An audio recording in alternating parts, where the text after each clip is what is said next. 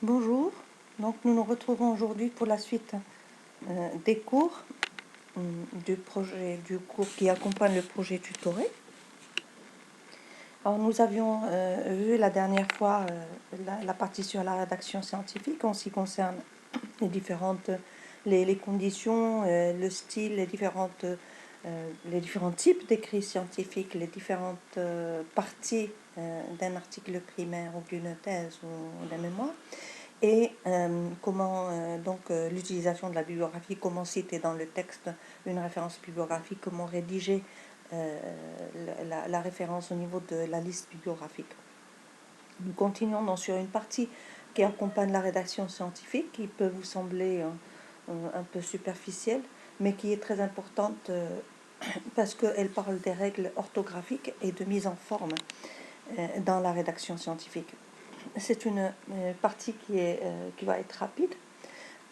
Juste attirer votre attention sur le fait que je suis à votre disposition pour les questions et que je suis en train de préparer le cours, donc de mettre les différentes parties du cours et de mettre des exercices aussi, des travaux à réaliser par les étudiants sur la plateforme Moodle. Donc je vous demande expressément, si vous ne l'avez pas encore fait, de récupérer vos mails institutionnels. C'est ce qui va vous permettre de vous connecter sur la plateforme Moodle. Donc, commençons, Inch'Allah, avec le cours de cette fois-ci. Donc, pour les règles orthographiques et de mise en forme dans la rédaction scientifique, on va parler de la ponctuation dans la typographie, des majuscules, l'utilisation de l'italique, les titres et les sous-titres et leur mise en forme, de l'indentation, de la justification.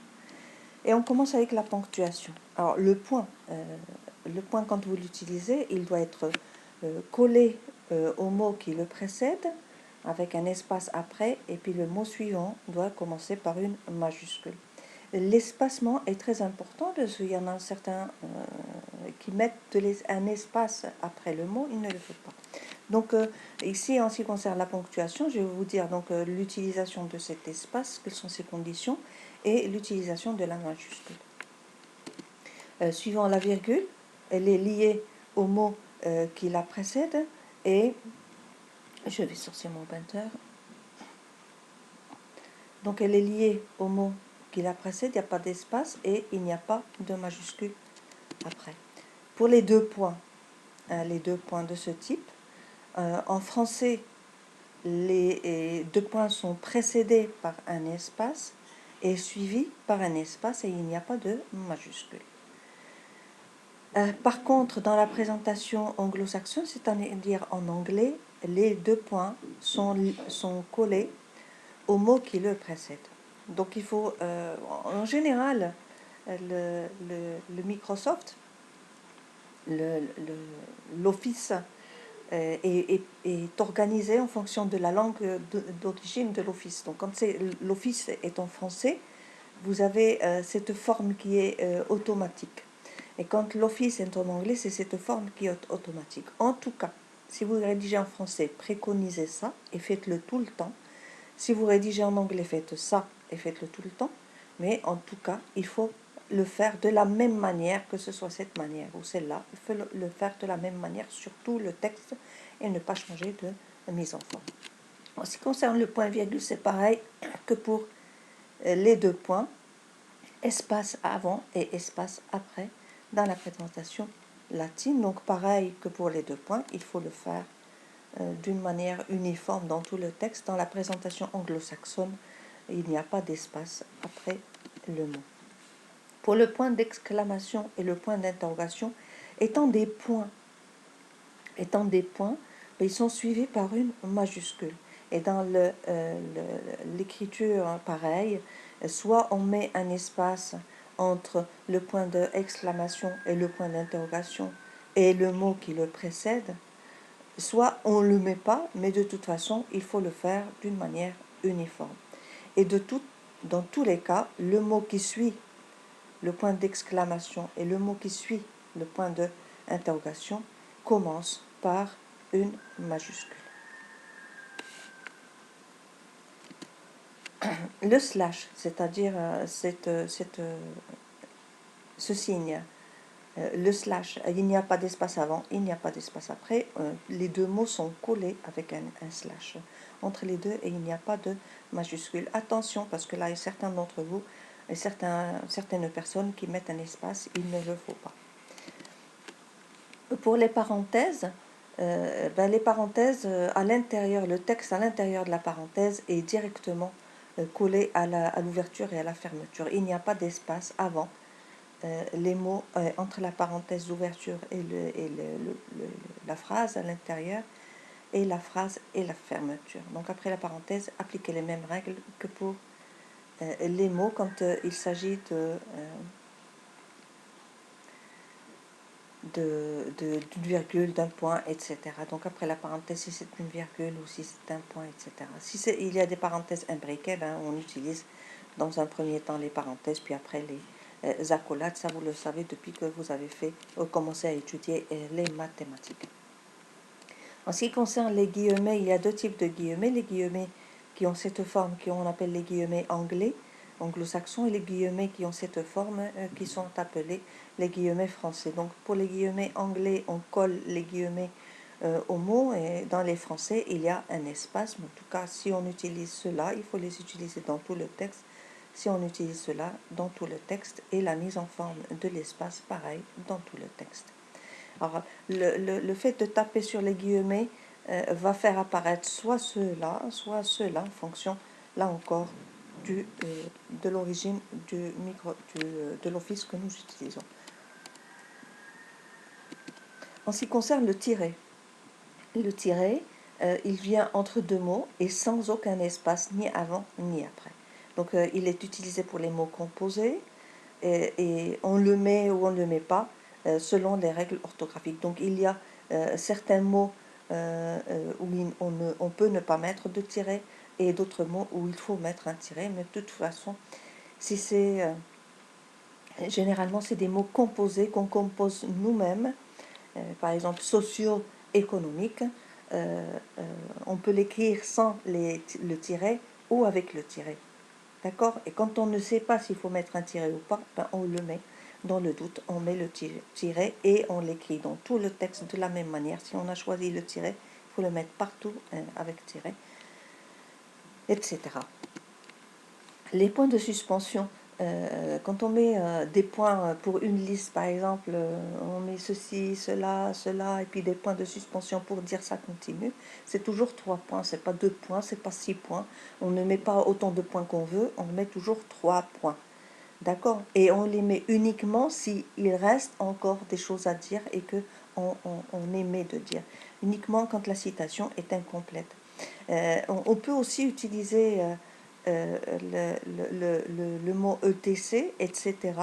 Et quand on met ETC, il faut mettre un point après parce que c'est une abréviation. On ne met pas ETC sans point. D'accord?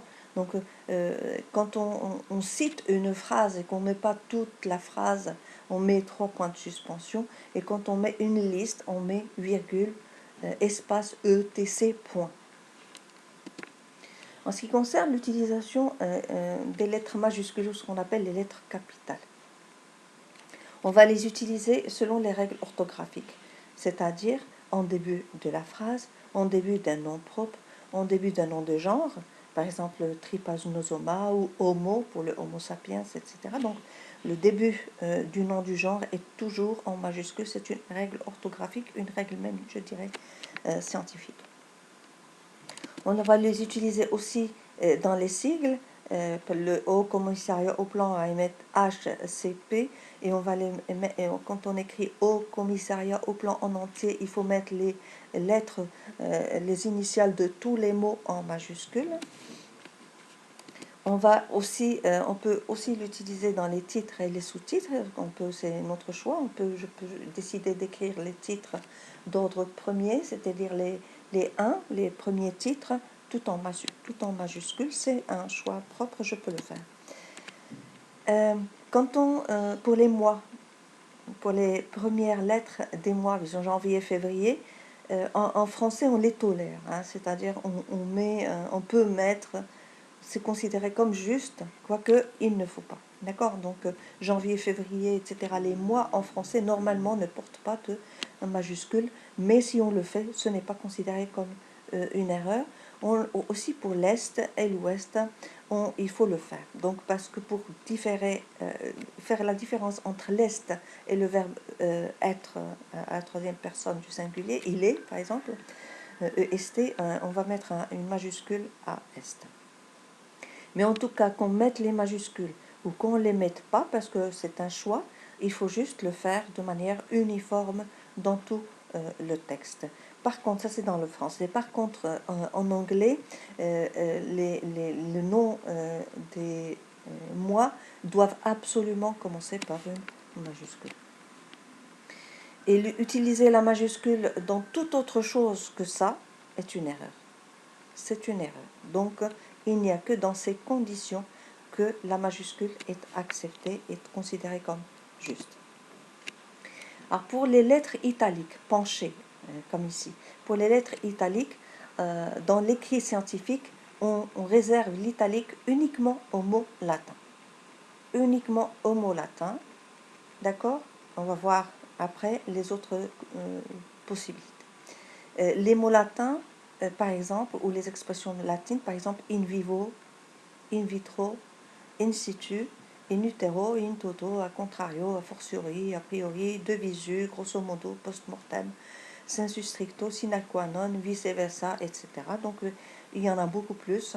Et ici, je mets les plus fréquentes pour que vous les connaissiez aussi. On utilise aussi les lettres latines pour les noms scientifiques des taxons qui sont inférieurs au genre, c'est-à-dire pour l'espèce, la sous-espèce, etc. Toujours les écrire en italique, et ça c'est une règle scientifique, une règle orthographique scientifique, ou en souligner le nom de genre, de l'espèce, soit en italique, soit en souligné.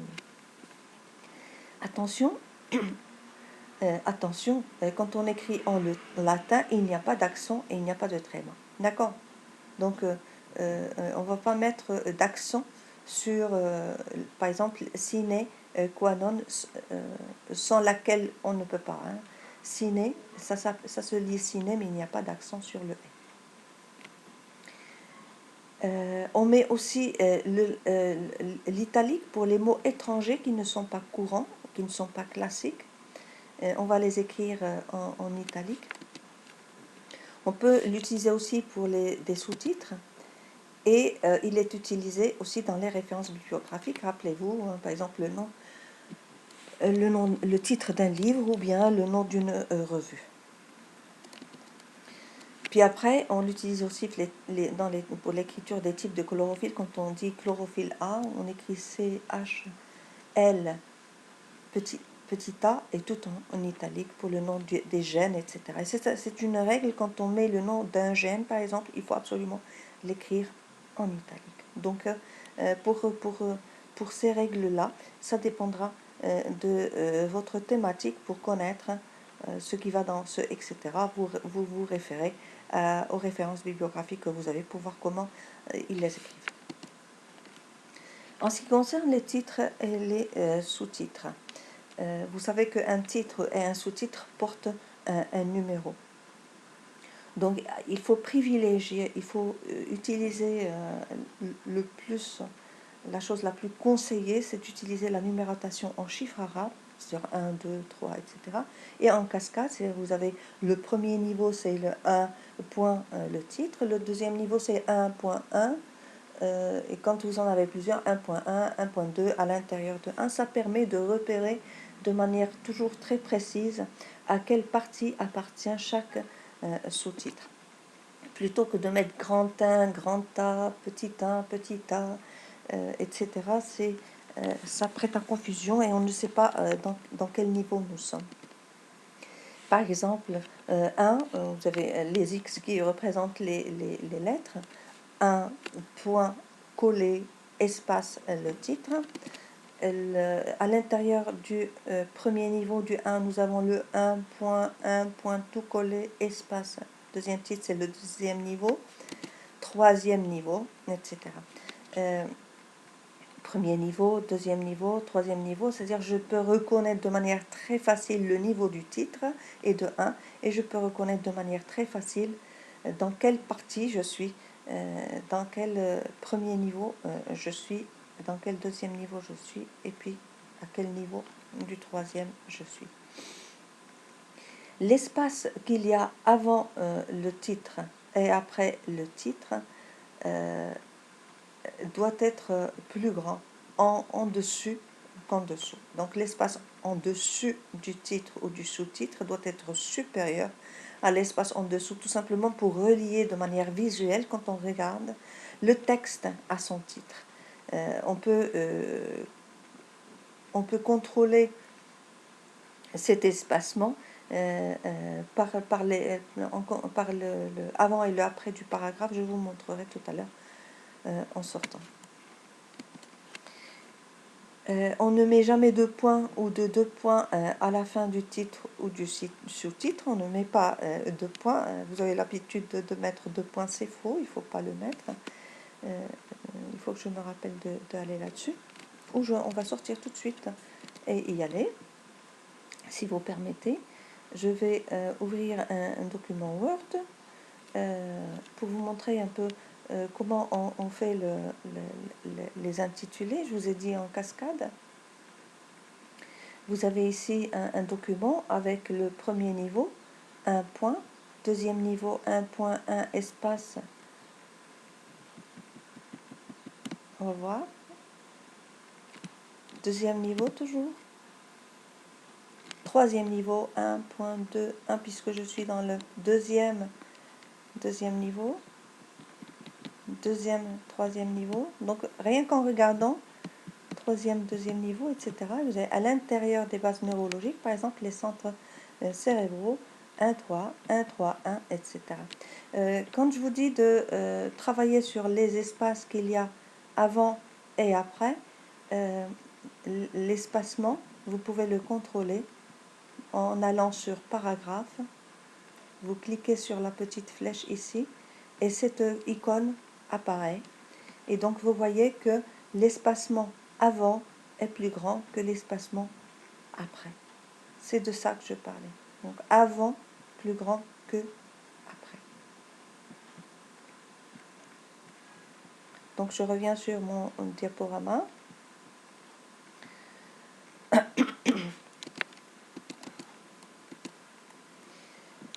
Je vous ai dit que jamais deux points ou deux points après le titre et les sous-titres.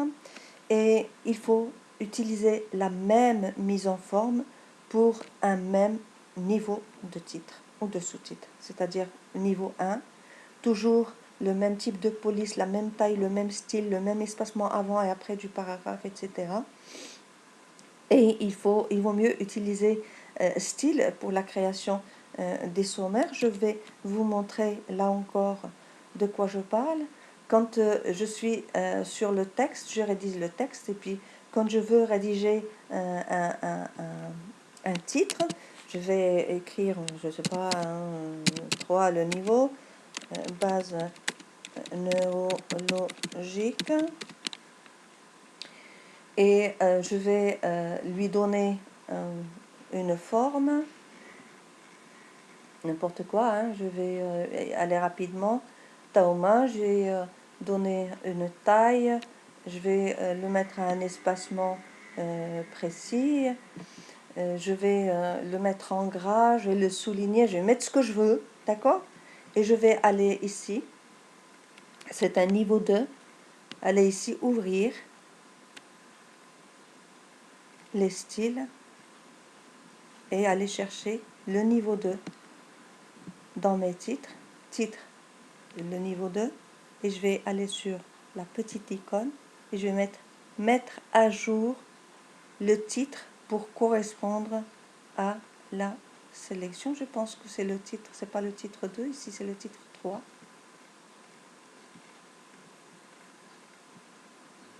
Parce que le titre 1 c'est le titre des chapitres, donc, et je vais créer donc la forme pour le titre niveau 3. Alors à chaque fois que je écrirai un titre, que je le veux en niveau 3, ben, il suffit que je clique sur niveau 3 pour qu'il prenne la même mise en forme que mon niveau 3. Donc, c'est dans Style que je vais créer mes différents niveaux de titres et que je vais leur donner une forme bien précise, et que dans tout mon document, ça sera toujours la même forme que aura ce titre. Je vais revenir sur tout ce que j'ai fait pour garder le document dans l'état où il était avant qu'on ne l'ouvre. D'accord.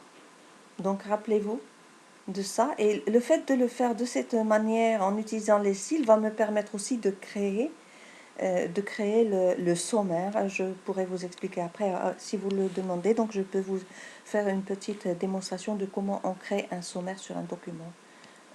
Je reviens donc sur mon diaporama.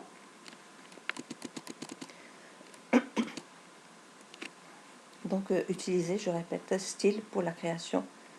C'est ce qui va vous permettre de créer d'ailleurs le sommaire sur le logiciel Word. Je vous ferai une petite vidéo explicative de comment créer le sommaire à partir du style. Concernant l'indentation c'est quoi? C'est ce décalage, ce retrait qu'il y a de la première ligne, qui n'est pas d'ailleurs obligatoire s'il y a un espacement ou un saut de ligne entre les alinéas. Je reviens donc sur mon document là encore pour vous montrer à quoi ça correspond. En fait, c'est cet espace qu'il y a là. C'est cet espace qu'il y a de la première ligne qui doit être le même dans tout le document. Il doit être le même. Dans tous les chapitres de tous les documents, il doit être le même. On n'est pas obligé de le mettre, mais il faut, puisque les paragraphes, puisque vous voyez que mes paragraphes ici sont séparés, c'est-à-dire que je n'ai pas besoin de mettre le retrait pour distinguer les paragraphes l'un de l'autre. Parce que ce retrait, le rôle de ce retrait, c'est de permettre de distinguer un paragraphe du paragraphe suivant. Le fait de revenir à la ligne et de commencer un peu plus loin que le début du texte, ça me permet de repérer les langues. Donc on n'est pas obligé de le mettre si on met un espace entre les paragraphes. Mais si on le met, il faut que ce soit au même niveau que je commence dans tout le document et que je le mette tout le temps. Si je choisis de ne pas le mettre, il faut que je ne le mette nulle part sur mon document, dans mon texte du document. Donc, ce décalage, il est obligatoire uniquement si les paragraphes, ce qu'on appelle les alinéas, ne sont pas séparés par un espace supérieur à l'espace interligne. En tout cas, il faut faire un choix et s'y conformer. Il faut qu'il y ait le même retrait de la première ligne dans tout le document. Maintenant, la justification. La justification, c'est le fait d'aligner le début du texte ou d'aligner la fin du texte ou d'aligner les deux. Hein. Dans un document Word, dans un document papier, dans un document écrit, il faut aligner le début et la fin des lignes. Il faut qu'il y ait une justification à droite et à gauche. On revient là encore sur mon texte. Justification à droite et à gauche. Je utilise ça. D'accord? Justifier. Si je ne le fais pas comme ça, il faut que, ça c'est faux, il faut que mes lignes soient justifiées, c'est-à-dire qu'il faut que je le fasse de cette manière. D'accord?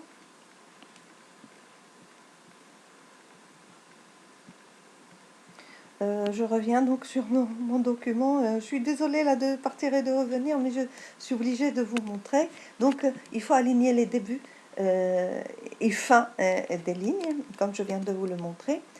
Et parfois, ça crée un espace qui est trop grand entre les mots, qui sont trop longs, que s'il y a des mots trop longs dans ma ligne, parce que ça fonctionne comment la justification? Le Word, le logiciel, de manière automatique, quand je justifie, va mettre mes mots avec un espace plus ou moins grand entre les mots, de manière à ce que, à la fin de la ligne, le mot arrive juste pile dessus.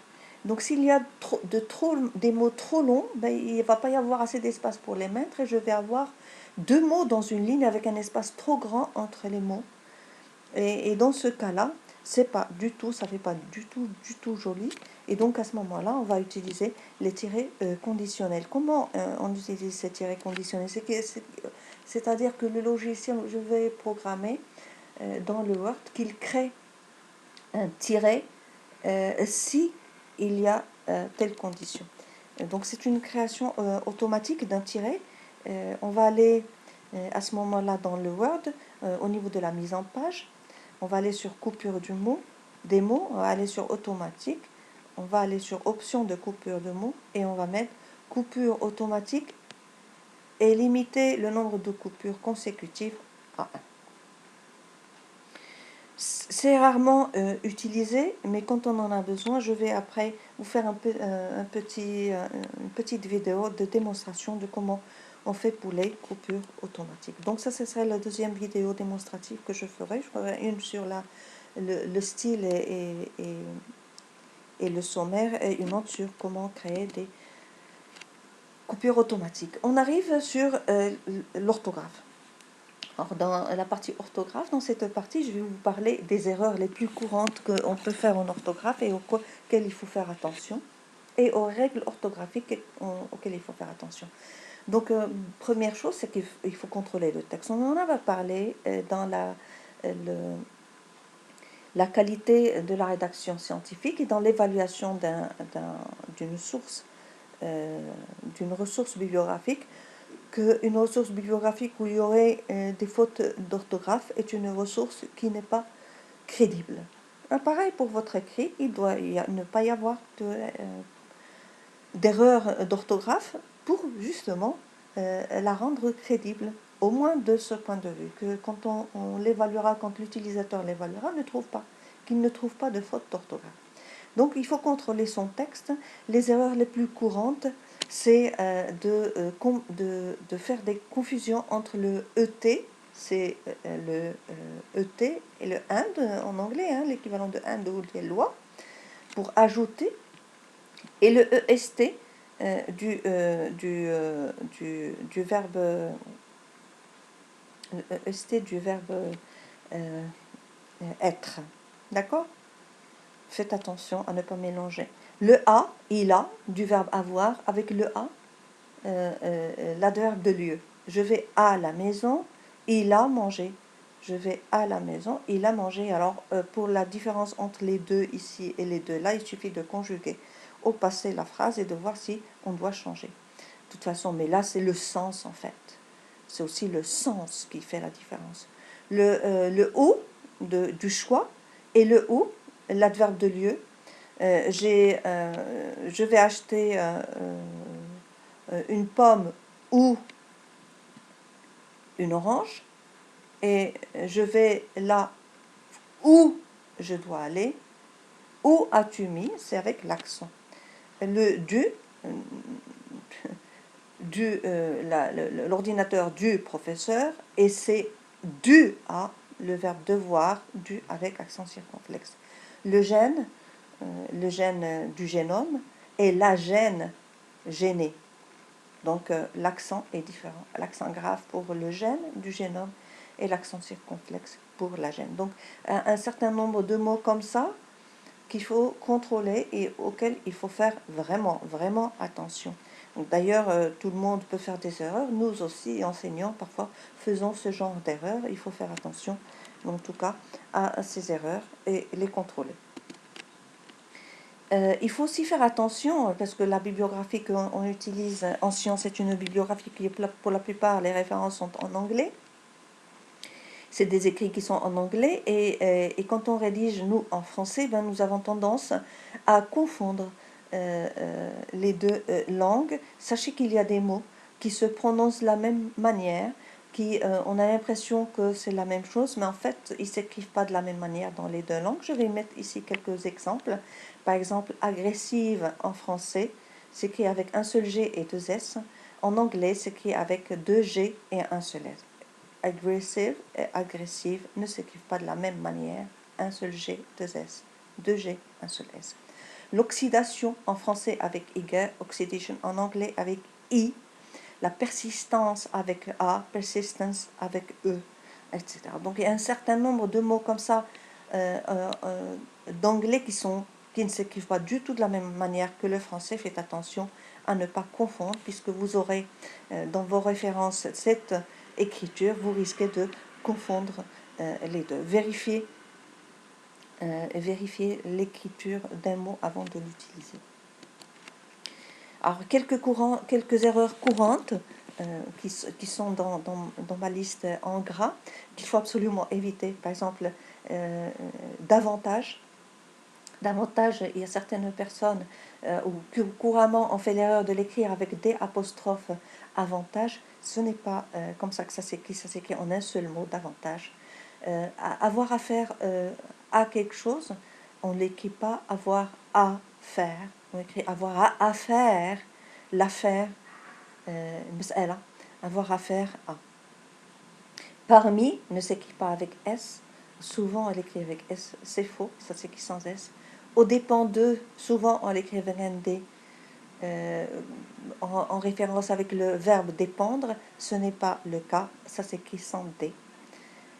De par sa formation, de par son intelligence, de par ne s'écrit pas avec T, on confond avec la partie, la part des choses, et donc ça s'écrit sans T. Attention pour le pluriel des mots. Pardon. J'arrive pas à faire visualiser mon icône, mais bon.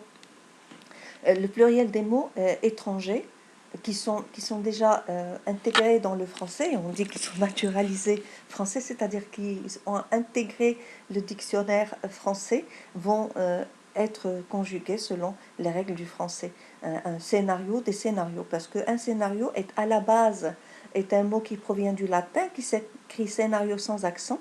Si on l'écrit sans accent, il faut le mettre en italique parce que ça serait le mot latin. À ce moment-là, le pluriel du mot latin, c'est scénari. Et maintenant, avant, dans les écrits anciens, ou vieux des années 80, quand je dis vieux, des années 80, on mettait scénario sans accent et on mettait scénarii pour le pluriel. Maintenant, ce n'est plus le cas parce que scénario a intégré le dictionnaire français et il porte un accent. Et donc, au pluriel, c'est scénario avec S tout simplement. Alors, maximum, le maximum, les maximums. Alors, certains écrits qui datent des années 80 mettent maxima. Certains enseignants qui sont vieux, comme moi, qui avons étudié... qui ont un certain âge, avons pris l'habitude de le mettre au pluriel avec des maxima. Alors c'est complètement faux, hein. Un maximum, des maximums. Le taxum, les taxums. Le minimum, les minimums. On ne dit plus les taxa, on ne dit plus les minima, les maxima. C'est fini. Ça a été, les mots ont intégré le dictionnaire français et donc le pluriel porte tout simplement un S selon les règles du français. Maintenant, regardons comment on met en forme le texte. Nous avons parlé de la mise en forme des titres et des sous-titres. Nous avons donc le choix de les faire comme on veut, avec la police qu'on veut. On peut utiliser toutes les polices possibles et imaginables, toutes les formes, le gras, l'italique, le souligné, toutes les tailles qu'on veut pour nos titres et nos sous-titres. Par contre, maintenant, pour le corps du texte, le texte lui-même, c'est précis. Donc pour un écrit universitaire, un mémoire, une thèse, voilà les mises en forme que je vais donner, c'est celles qu'il faut utiliser pour les textes et pour le corps du texte. Pour les manuscrits que vous voulez envoyer, pour les articles que vous voulez envoyer aux revues, les caractéristiques du texte sont précisées dans les instructions aux auteurs. Mais généralement, c'est les mêmes que ce que je vais donner maintenant. Alors, le caractère ou la police qu'il faut utiliser, c'est le Time New Roman, la taille 12, c'est précis, on ne peut pas utiliser la taille qu'on veut, ni les caractères qu'on veut.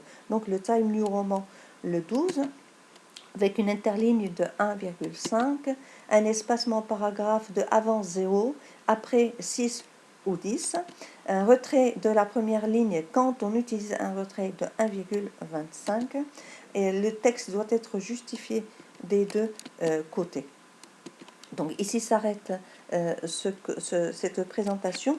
Je vais aller sur le texte pour vous réexpliquer un peu pour cette mise en forme. Donc ici c'est le corps du texte.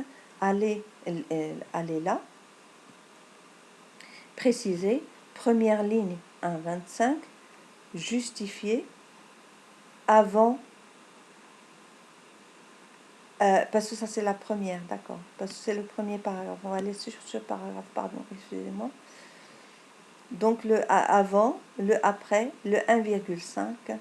Ici, le avant de 12, il faudrait le mettre à 0, le avant. Ça, c'est le texte d'un PFE d'une de vos camarades des années 2015, donc qu'il n'avait pas fait selon les normes. D'accord? Donc 1,5. Donc c'est ici 1,5, ici ça doit être 0, 6, première ligne, 1,25, justifié. Hein, ok. D'accord? Et pour le texte aussi, on peut créer ici,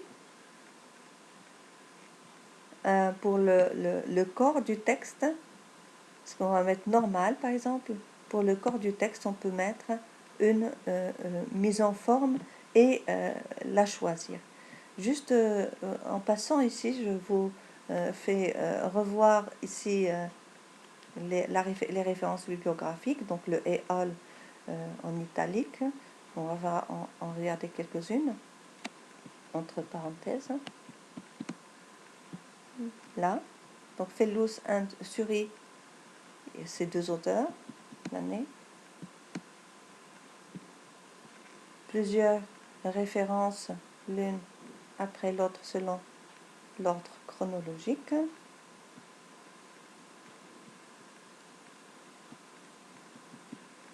Et séparé par un point virgule.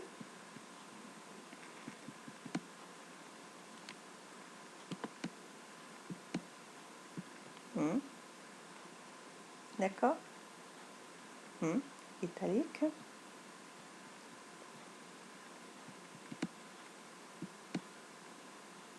D'accord? Ici, pareil. Ici, pareil. Donc, pour le cours d'aujourd'hui, hein, c'est ce que j'avais à vous présenter. Je vais donc, ça c'est la fin, je vous rappelle que vous pouvez m'envoyer vos questions là-dessus, mais que je vous demande expressément d'activer votre compte ou votre mail institutionnel, parce que je vais tout de suite commencer sur l'organisation du cours sur la plateforme Moodle.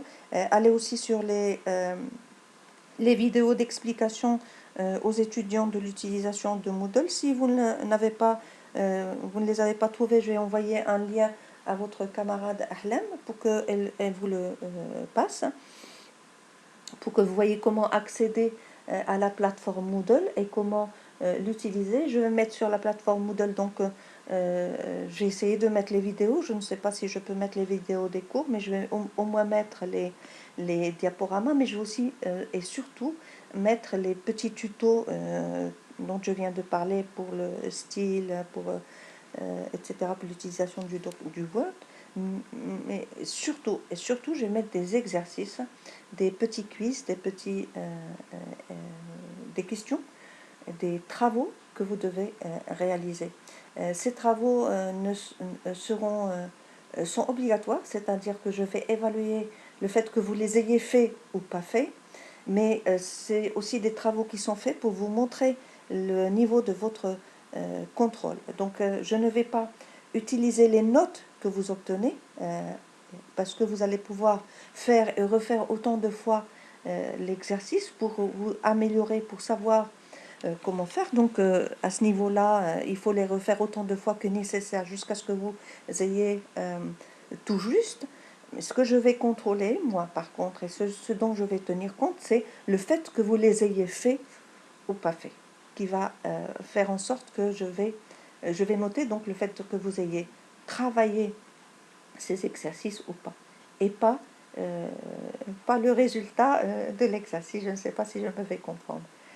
D'accord, donc bon courage,